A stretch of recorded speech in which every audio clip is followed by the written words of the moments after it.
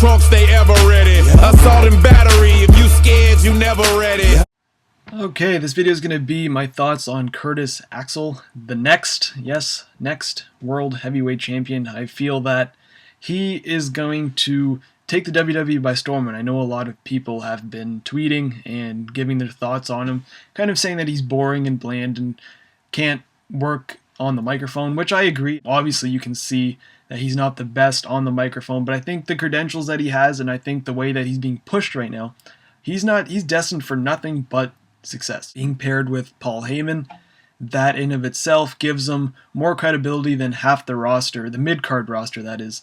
And you know, when was the last time you really saw a guy come in and be put in the main event of Raw with Triple H, with a returning Triple H? I think Michael Cole made it very clear that Triple H hadn't had a match on Raw in I don't know how many years, and it was his first match on Raw, and it was a big deal. It was a big main event. And, you know, even though the win wasn't as decisive, obviously they're not going to pin Triple H after his loss with Brock Lesnar. And if they have a match at the pay-per-view, I don't even feel Curtis Axel might win that. I think they'll have a good match. He'll push Triple H to the very limit, but Triple H will come out on top with the pedigree. I'm sure they're going to have a match at Payback. I think it's only storyline-wise, I think that's the only way to really put it. Regarding Cena, I think that finish was kind of also very predictable. I just hope that Curtis Axel doesn't be one of those guys who kind of pulls fluke wins out of nowhere. Because when you get a guy, let's say someone who's established and, you know, Fandango, not even Fandango. Let's say The Miz, if Miz was heel still. Miz has been around for a long time. He's established his name. He's made a somewhat of a fan base, I guess. And having him win, having him, you know, barely win, works for him because, you know, he has kind of built that reputation as being, you know, a lousy coward. Curtis Axel, people know him as Michael McGillicuddy and Kurt Hennig's dad, so already he has to live up to his dad's reputation, and then he has to surpass that reputation he has as Michael McGillicuddy, which all that, you know, wasn't that much. I think when people look at him, they're going to see Michael McGillicuddy, and having a guy like him getting fluke wins isn't going to do much for him except, you know, make people think that, you know, he isn't cut out to be there. He's getting fluke wins. He's good in the ring. I think that he can really, you know, you heard him talking to Cena. He was dictating the pace. He was dictating the match, which was good.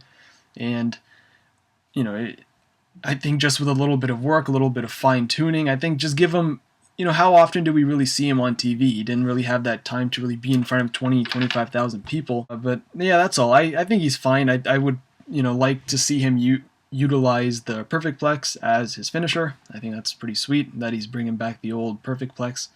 And, you know, he's a third-generation star, and he said it, and Paul Heyman said it in his promo, why should a guy like that with 3 generations behind, you know, he is the third-generation star, why would he just let that go to waste? He should be kind of pushed to the moon in one way or another because he has that lineage. He's been trained by the best. He, you know, built that psychology that I'm sure his dad taught him or whatever.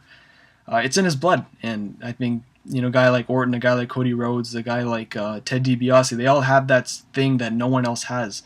And that's why, you know, look at Scott Hall. His son has moved into the accountability crib to be trained by Jake Roberts, DDP, and Scott Hall, his father. Like, you have 3 guys like that training you. Like, you can only imagine. You got the in-ring work of Scott Hall and DDP. You got the psychology of Jake Roberts. And put that in a package, throw him out there, he's going to be great. I think WWE will probably pick him up, just, you know, a matter of time. But all these generation, second generation, third generation guys, I think they have something special that a lot of other people don't have. But the fact that they're not being utilized to their full potential, I think that's what makes people discredit them and kind of look down on them. And Daniel Bryan was the same way. A lot of people looked down on him and kind of said, oh, he's just the indie, you know, geek, and he's not that, he's short, he's this.